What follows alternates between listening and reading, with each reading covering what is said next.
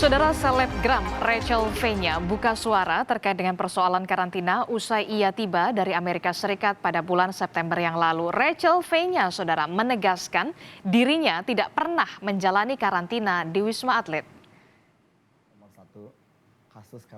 Rachel V-nya mengklarifikasi beberapa isu yang beredar dalam YouTube Boy William. Rachel V-nya mengatakan dirinya kabur karantina karena ingin bertemu dengan anak-anaknya, bukan karena merayakan ulang tahunnya di Bali.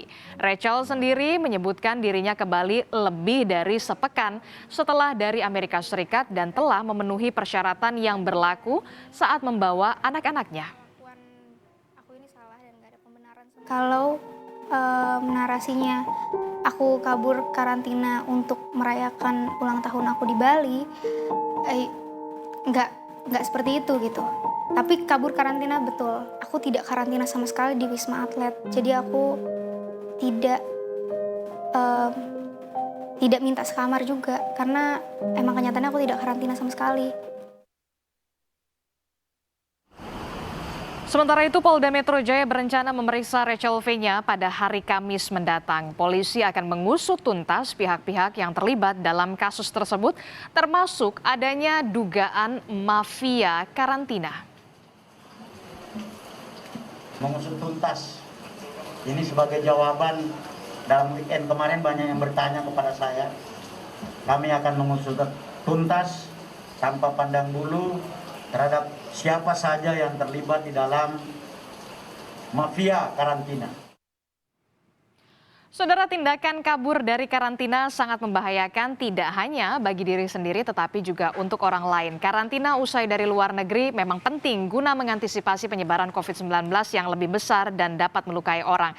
Saat ini kita sudah bergabung bersama dengan Heri Trianto selaku Ketua Bidang Komunikasi Publik Satgas COVID-19.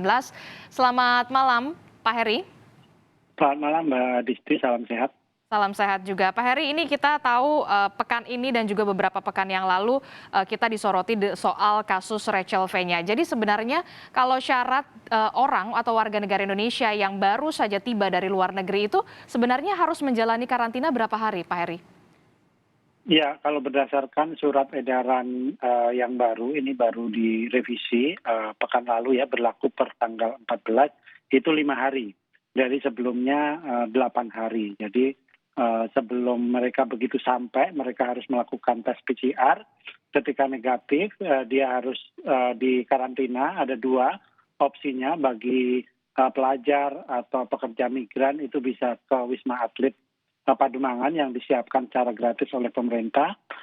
Kalau yang penumpang biasa, mereka bisa mengambil paket karantina di hotel-hotel yang sudah disediakan ya bekerja sama dengan Satgas sehingga mereka sejak keluar dari bandara mereka sudah dijemput, kemudian tinggal di sana di hari kelima dilakukan PCR ulang, baru setelah negatif baru diperkenankan untuk melanjutkan perjalanan. Ini prosedurnya sudah berlaku sejak tahun lalu.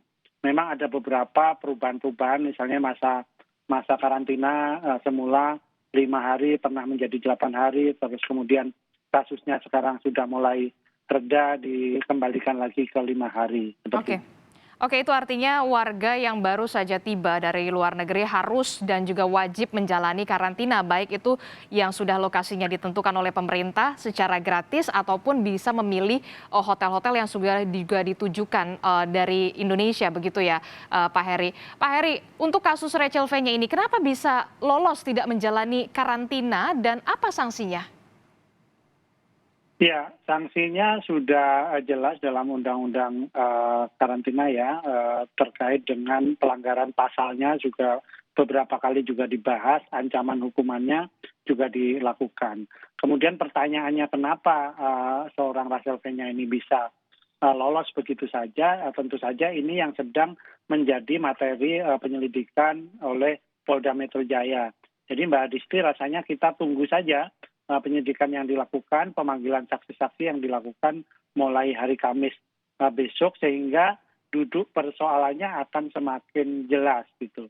Oke, jadi itu artinya sanksinya sudah jelas, sudah masuk ke ranah hukum. Berarti Satgas COVID-19 sudah menyerahkan sepenuhnya ke ranah hukum, dalam hal ini adalah dari Polda Metro Jaya, begitu ya Pak Heri ya? Ya, sama beberapa kasus sebenarnya pernah terjadi. Ini bukan yang pertama ya, kasus pelanggaran ini ya, pelanggaran protokol kesehatan tepatnya, dan sudah ada juga warga negara yang mendapatkan hukuman atas pelanggaran yang dilakukan kayak gitu. Jadi jurisprudensinya sudah ada, presidennya sudah ada, tinggal kita tunggu seberapa banyak yang terlibat di sana. Tadi juga dijelaskan siapapun yang terlibat akan diperiksa dan akan menjalani tindakan hukum, karena memang tindakan ini membahayakan dan kemudian juga merugikan, karena kita selama 20 bulan terakhir ini bersusah payah untuk mencegah terjadinya penularan dengan biaya yang cukup besar. Karantina ini memerlukan biaya yang cukup besar ya, dikeluarkan juga oleh pemerintah maupun untuk petugas-petugas yang di lapangan. Rasanya kalau 1 atau 2 orang melakukan pelanggaran dan tidak mendapatkan hukuman yang setimpal, pasti melukai keadilan dari masyarakat. Oke, itu artinya Rachel V-nya terancam dengan pasal Undang-Undang Kekarantinaan Kesehatan. Kemudian juga ada dugaan soal mafia kekarantinaan. Bagaimana kemudian dari Satgas COVID-19 ini soal evaluasi ke depannya agar peristiwa ini tidak terjadi lagi? Ya, tentu saja ketika ada ini ya, kelemahan atau loophole ya dari regulasi yang kita keluarkan, tentu akan dievaluasi, dan sebaik apapun regulasinya, Mbak Adisti, kalau memang ada niat dari sebagian orang ingin mengakali aturan itu, tentu saja terbuka celahnya gitu. Nah, sekarang tinggal bagaimana celah-celah itu sedapat mungkin kita tutup dengan petugas-petugas yang berintegritas juga, dan juga masyarakat yang mau mentaati ketentuan yang sebenarnya untuk keselamatan mereka juga gitu ya, selain juga untuk keselamatan keluarganya atau orang-orang di sekitarnya.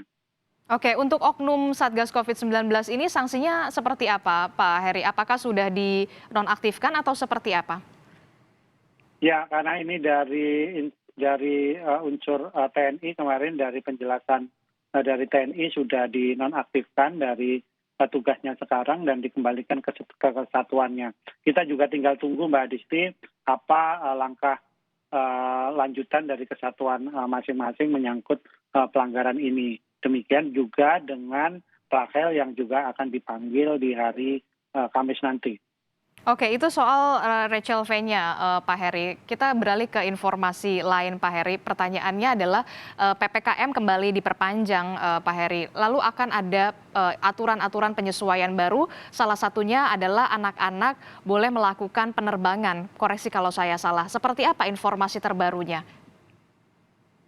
Iya, jadi beberapa surat edaran mengacu pelaku perjalanan dalam negeri sejauh ini masih mengacu pada surat edaran Ketua Satgas nomor 17 yang kemudian diturunkan oleh surat edaran dari kementerian terkait, dalam hal ini Kementerian Perhubungan. Jadi sejauh ini SE 17 itu masih berlaku dari bulan Agustus dan baru akan disesuaikan di beberapa hari ke depan gitu. Dan biasanya ketika surat edaran dari Satgas itu sudah keluar, akan keluar surat edaran dari Kementerian Perhubungan, dan itu pun biasanya memberikan kesempatan buat maskapai untuk menyesuaikan diri terlebih dahulu. Jadi tidak tiba-tiba.